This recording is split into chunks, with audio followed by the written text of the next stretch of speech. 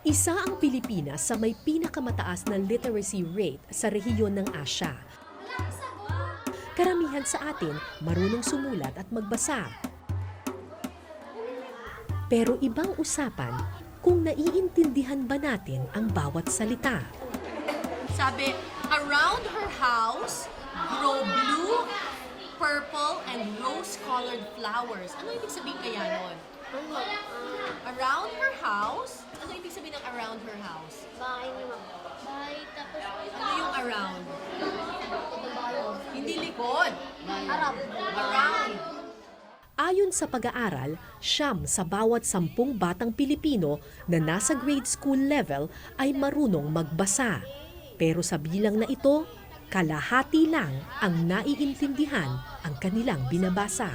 Eh bakit in the first place pumasa? Batay sa aking mga nabasang mga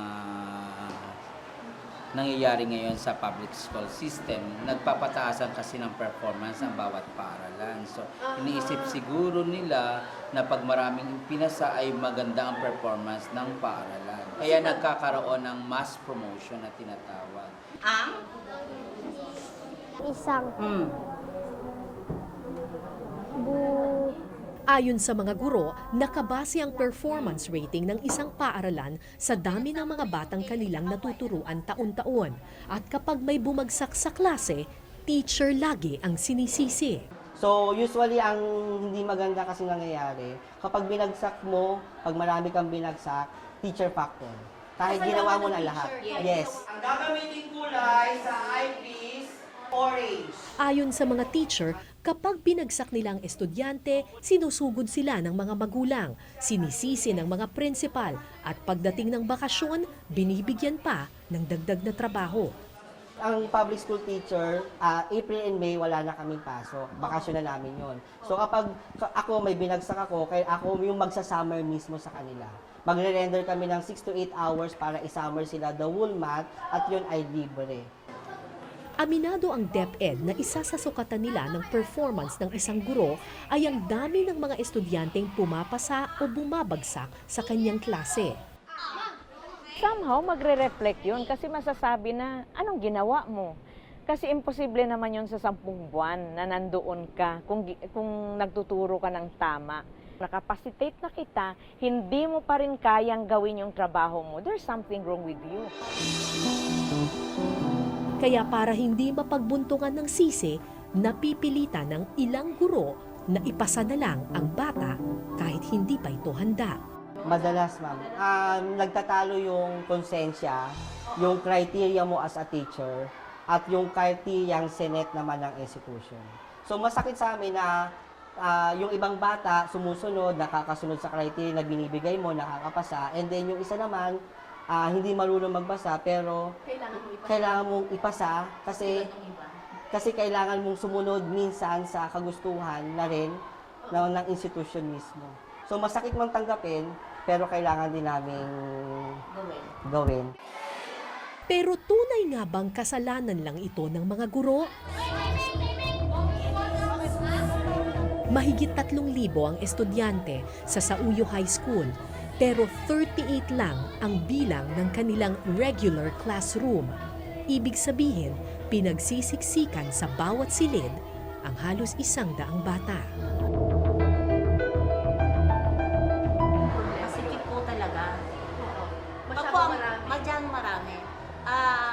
Isang classroom na hinati sa 2. Tapos per class 50 pataas. So yung dating 45 doon sa isang buong classroom na yon, ngayon ay 100 na. 2 teacher, 2 klase. Ingay pa lang hindi nakakayanan talaga. And kahit gusto mong abutin yung nasa pinakadulo at tingnan kung anong ginagawa niya, hindi mo siya mapuntahan kasi hindi ka makadaan. Sa National Achievement Test results noong 2008, dinaig ng mga probinsya ang mga lugar na may malalaking syudad tulad ng Davao at Metro Manila. Bumababa kasi ang kalidad ng edukasyon habang lumulobo ang populasyon at pasikip ng pasikip ang mga silid-aralan. I found out na ang NCR pala has only 580 schools. 580 schools, nakadami ng estudyante. So kaya So, congested. nag-shifting. Other than congested, nag-shifting. So merong morning. So isipin mo yun, yung ibang mga bata nag-a-attend ng klase ng Buong araw. Samantalang sila, umaga lang. Kasi sa hapon, iba na naman ang papasok. So yung time on task is very limited compared to those.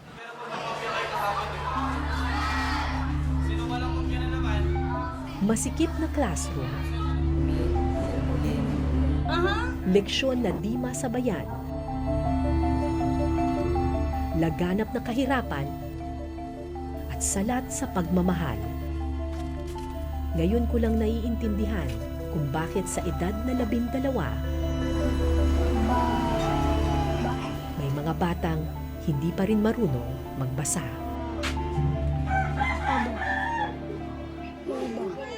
Lab, clean, class. Tulad ng batang si Louie, halos hindi rin marunong sumulat at magbasa noon ang high school student na si Jack Perol. Ano nangyari? Bakit hindi mo natutunan ng husto yung ABC at saka pagbabasa nung nasa elementary ka, ng grade 1, grade 2? Oh, Bakit? panay absent po, ma'am. Panay ang Absent. Bakit ka panay ang absent? Kasi wala pong baon. Minsan. When the grade naman is 17 po dapat. Dahil panayang absent, hindi na nakasabay sa leksyon si Jack. Hanggang unti-unti siyang nawalan ng kumpiyansa sa sarili. Nagtatawa lang po ako. Sino ba tumatawa sa'yo? Mga klase ko po. Bakit kanila pinagtatawanan? Kunting mali lang. Pag konting mali Saan? sa pagbabasa. Pag hindi mo nababasa, anong ginagawa mo? Ano po? Upo. Ha? Umuupo po. Tapos? Tahimik. Pagtungtong ng high school, si Teacher Jefferson ang naging advisor ni Jack. Pero imbes na ipasa at pagbigyan tulad ng ginawa ng kanyang mga guro noon, 2 beses siyang binagsak ni Teacher Jefferson. Kung siya ba pumunta sa bahay, kinausap ang magulang, binigyan ng mga materials, yung hindi kayang i-provide ng magulang na simpleng notebook, ballpen, kung kaya naman namin. Ano yung point yung nasa 8 negative 8? Nang malaman ng hirap ng pamilya ni Jack, salit-salitang tinuruan ng mga guro ng Sauyo High School si Jack, libre at walang dagdag na bayad.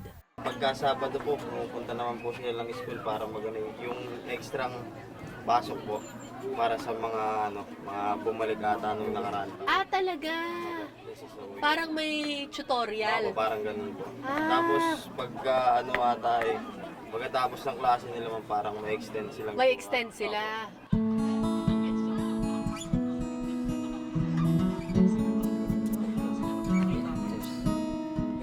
Ayaw na naming sisihin yung kung bakit pinasa ng grade school at bakit sila naging high school.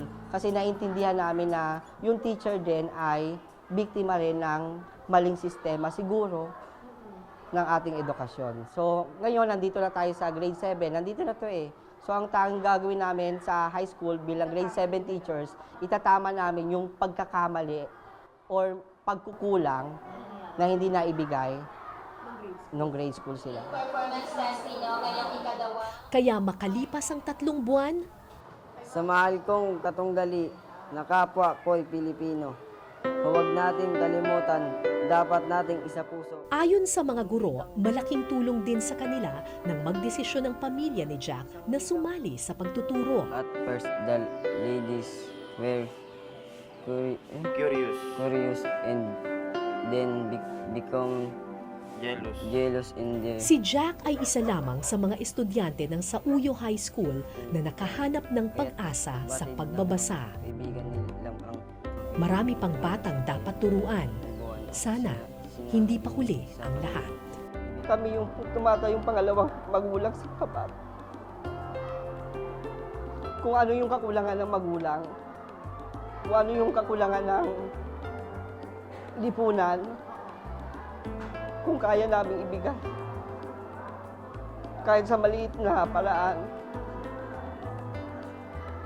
ibinibigay namin. Hindi namin sila sinusukuan. Hanggat may nakikita kaming maliit na puwang na kaya nilang matuto. Sige lang.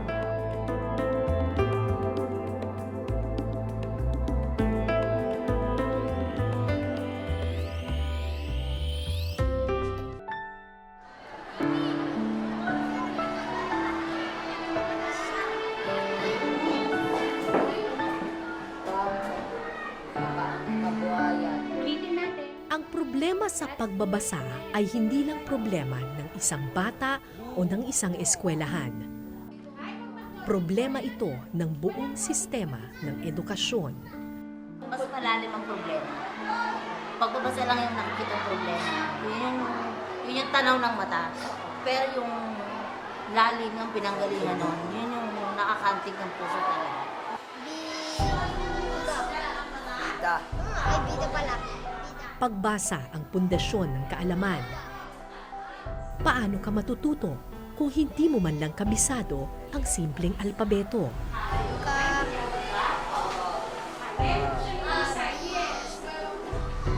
Ano pa ang kayang gawin ng tao na Pero hindi kailanman pwedeng maging solusyon ang pagpapasa ng hindi pa handa ang bata. Iba ang pagpapasa sa pagbibigay pag-asa.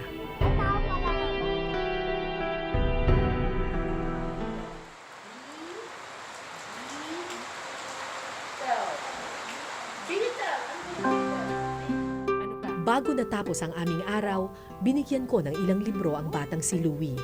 Hirap siyang magbasa, pero ramdam ko ang kagustuhan niyang matuto. S-N-A-K-E. N. Oo, N yan. Snake. Kasi ako yung advisor sa same time English teacher. Nakikita ko yung pagpupursige ng bata.